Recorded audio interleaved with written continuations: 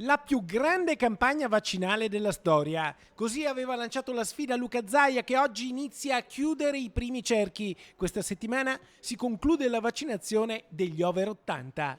Vi annuncio che se non ci sono forze contrarie della natura, noi questa settimana chiudiamo gli over 80.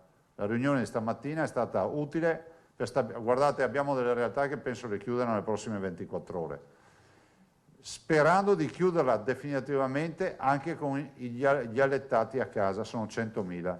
Con gli over 80 si sta chiudendo il primo giro di vaccinazione per le persone fragili, come gli allettati a casa e i disabili. Dalla prossima settimana toccherà la classe 70-79 anni, dove manca il 57% dei soggetti da vaccinare. Ma se arrivassero anche le dosi previste, il Veneto potrebbe chiudere in fretta anche la partita con gli over 60. Se abbiamo vaccini, noi sta roba qua la chiudiamo velocemente.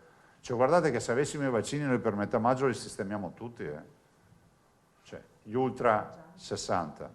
Oggi in Veneto ci sono pochi ingressi in ospedale e tante guarigioni, un dato che conferma la fase di calo dell'epidemia.